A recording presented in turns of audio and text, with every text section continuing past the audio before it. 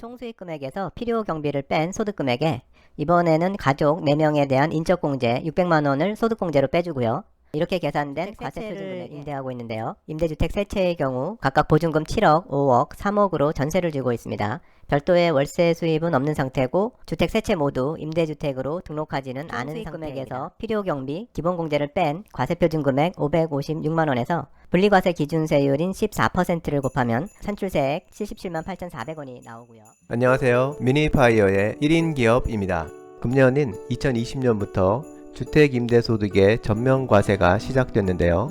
연수입 2천만원 이하의 주택임대수입도 소득세를 신고 납부해야 합니다. 보유하고 있는 주택 수와 임대 형태에 따라 일부 비과세를 적용해 주기는 하지만요. 사실상 주택임대소득에 대해 세금을 부과하는 것이 기본이 된 것입니다.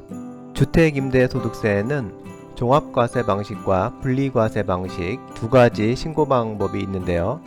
종합과세 방식은 주택임대소득 금액과 근로소득, 사업소득 등 다른 소득 금액을 모두 합하고 이 합한 금액을 총 소득 금액으로 해서 한 번에 소득세를 신고하는 방법이고요. 분리과세 방식은 주택임대소득세에 대해서만 정해진 규정대로 별도로 소득세를 신고하고 주택임대소득을 뺀 다른 소득들의 소득 금액을 모두 합해서 종합소득세로 신고하는 방식입니다. 주택임대소득을 종합과세 방식으로 신고하면 소득세 신고를 위한 세금 계산을 한 번만 하고 계산된 세금을 납부하면 되고요. 분리과세 방식을 이용하면 세금 계산을 종합소득, 주택임대소득 두 종류로 각각 해서 각각의 계산에서 결정된 세금을 합산해서 최종 납부해야 합니다.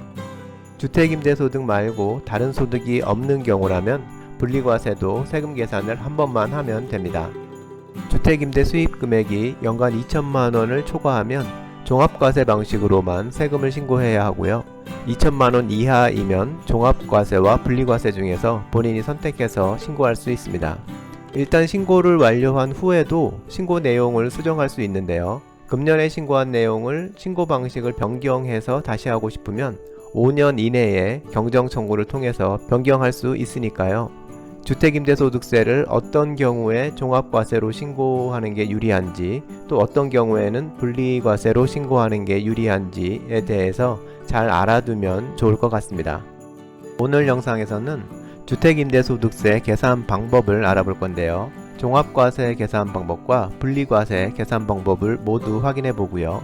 사례를 통해서 종합과세 방식과 분리과세 방식으로 각각 소득세를 계산해 보고 소득세를 더 적게 내는 유리한 방법을 확인해 보겠습니다. 그리고 종합과세로 신고하는 경우가 분리과세로 신고하는 경우보다 유리한 상황에 대해서 정리해 보겠습니다. 먼저 오늘 종합소득세를 계산할 사례를 보면요. 4인 가구 가족이고요. 주택임대소득 이외에 다른 소득은 없는 상태입니다. 주택 세 채를 임대하고 있는데요. 임대주택 세 채의 경우 각각 보증금 7억, 5억, 3억으로 전세를 주고 있습니다. 별도의 월세 수입은 없는 상태고 주택 세 채 모두 임대주택으로 등록하지는 않은 상태입니다. 주택임대소득세 계산을 위해서 먼저 주택임대 수입 금액을 계산해야 하는데요. 본 사례의 경우에는 보증금에 대한 간주임대료를 임대수입에 포함해서 계산해야 합니다. 3주택 이상을 소유하고 있고 보증금 합계가 3억 원을 초과하기 때문에 보증금에서 발생하는 간주임대료를 임대수입으로 잡게 됩니다. 계산식에 따라 간주임대료를 계산해보면 세 채에서 총 1,512만 원이 계산됩니다. 간주임대료 계산은 계산식대로 직접 하면 되는데요. 하지만 임대주택이 여러 채인 경우에는 계산이 좀 까다로울 수 있고요. 홈택스에서 제공하는 자동계산 프로그램을 이용하면 계산식을 몰라도 직접 계산하지 않고도 간편히 간주임대료를 계산할 수 있습니다. 특히 3억 원의 기본공제를 각 임대주택별로 배정하는 것도 자동으로 정리되니까요. 홈택스 자동계산 프로그램 사용 방법은 본 영상 뒤에 링크를 달아두었으니까요. 필요하신 분은 꼭 한번 확인해 보시면 좋겠습니다. 이제 이 수익금액에 대해서 납부할 종합소득세 금액을 계산할 건데요. 먼저 종합과세 방식으로 계산을 해보겠습니다. 총 수익금액은 앞에서 계산한 간주임대료가 되고요. 이 총 수익 금액에 먼저 필요 경비를 빼주는데요. 필요 경비는 단순 경비율을 적용했습니다. 임대사업을 운영하는데 들어간 필요 경비는 각각의 경비 지출권에 대한 증빙이 있어야만 인정을 받을 수 있는데요. 단순 경비율 제도는 필요 경비 인정을 각각의 증빙을 근거로 하는 것이 아니라 총 수익 금액에서 일정 비율을 경비로 사용했다고 인정해주는 제도입니다. 그래서 단순 경비율을 적용할 때는 세금 계산서나 영수증 등 별도의 지출 증빙이 없어도 됩니다. 2019년 귀속 주거용 건물 임대업의 단순 경비율은 42.6%입니다. 이 말은 총 임대 수익 금액의 42.6%는 주택임대사업을 위해 경비로 사용했다고 인정해 주겠다는 겁니다. 이런 단순 경비율은 누구나 적용할 수 있는 건 아니고요. 각 업종별로 상대적으로 매출액이 적은 사업자만 적용할 수 있습니다. 부동산 임대업의 경우 직전 연도 매출액이 2,400만원까지 단순 경비율을 적용할 수 있고요. 사례의 경우에서 간주 임대료만 있는 연간 임대 수입이 1,512만원이니까 단순 경비율을 적용할 수 있습니다. 총 수익 금액에서 필요 경비를 뺀 소득 금액에 이번에는 가족 4명에 대한 인적공제 600만원을 소득공제로 빼주고요. 이렇게 계산된 과세표준 금액에 해당하는 소득세율 6%를 적용하면 산출세액은 16만원이 나옵니다. 여기에 표준세액공제 7만원을 적용해주면 최종적으로 납부해야 할 세금은 9만원이 됩니다. 여기서 소득공제와 과세표준금액에 따른 소득세율 결정은 근로소득 연말정산과 동일한 기준이 적용됩니다. 이번에는 같은 사례를 분리과세로 신고하는 경우에 대한 주택임대소득세를 계산해 보겠습니다. 먼저 총 수익 금액인 간주임대료 수입에서 주택임대사업자 미등록자에게 적용해주는 필요경비율 50%를 빼주고 이 금액에서 다시 기본공제 200만원을 빼주면 과세표준금액 556만원이 나오게 됩니다. 주택임대소득세를 분리과세로 신고할 경우 필요경비 적용 기준은 세무서와 지방자치단체에 모두 등록하고 임대료 연 증가율이 5%를 초과하지 않을 경우 총 수익 금액의 60%를 적용해 주고요. 그렇지 않은 경우에는 50%를 적용해 줍니다. 기본공제 적용의 경우 앞에서 확인한 필요경비와 같은 요건을 갖추어야 하고요. 여기에 추가적으로 가장 중요한 요건이 하나 더 있는데요. 바로 다른 종합소득금액이 2천만원 이하여야 한다는 겁니다.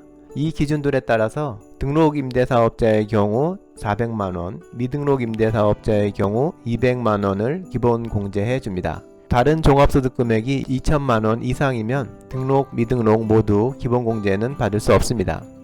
총 수익 금액에서 필요경비, 기본공제를 뺀 과세표준금액 556만원에서 분리과세 기준세율인 14%를 곱하면 산출세액 77만 8,400원이 나오고요. 이제 소형주택 세액감면을 적용해야 하는데 미등록이기 때문에 소형주택 세액감면은 적용이 되지 않고요. 이렇게 해서 최종적으로 납부해야 할 세금은 77만 8,400원이 됩니다.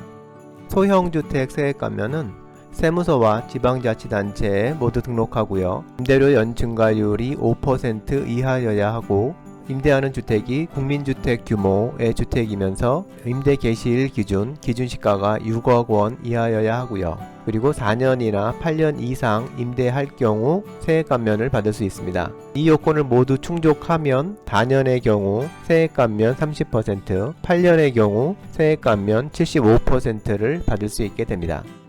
본 사례에 대해서 종합과세와 분리과세 방식으로 각각 세금을 계산해 봤는데요. 납부해야 할 세금을 보면 종합과세를 이용하는 편이 납부할 세금이 훨씬 적은 것을 볼 수 있습니다. 이런 경우에는 주택임대소득세를 종합과세 방식으로 선택해서 신고하면 됩니다. 여기서 사례에 대한 각 방식별 세금 계산 내역을 좀 살펴보면요. 종합과세 방식 계산의 경우 총 수익 금액이 주택임대 수익밖에 없어서 상대적으로 적었고요. 인적공제 금액은 비교적 높았고 그래서 최종적으로 6%의 세율이 적용된 것이 종합과세 방식의 세금 금액이 적게 나온 이유로 보이고요. 분리과세 방식의 경우는 주택임대사업자가 미등록인 상태라 필요경비, 기본공제를 적게 받았고 세액감면은 아예 받지 못했던 것이 납부할 세금이 상대적으로 높게 계산된 이유가 됐고요. 지금까지 사례의 내용을 기준으로 종합과세가 분리과세보다 유리한 경우를 정리해보면요. 단순경비율 적용 대상자이고 주택임대사업자 등록을 하지 않았고 그리고 주택임대소득 이외에 다른 소득이 없는 경우, 이런 경우에 종합과세 세율이 6%가 적용이 되면 최종적으로 종합과세로 계산한 세금이 분리과세로 계산한 세금보다 적게 나올 수 있게 됩니다. 오늘 사례로 제시된 임대 수입 등의 조건은 상대적으로 단순화시킨 거라서요. 사례와 유사한 조건이면 그럴 수 있다는 내용이고요. 그래서 본인의 주택임대소득세를 신고할 때는 꼭 사전에 종합과세 방식, 분리과세 방식으로 직접 계산해 보고 본인에게 더 유리한 방식으로 신고해야 합니다. 오늘은 주택임대소득세를 계산할 때 종합과세가 유리한 경우에 대해서 확인해 보았습니다. 좋아요와 구독 부탁드립니다.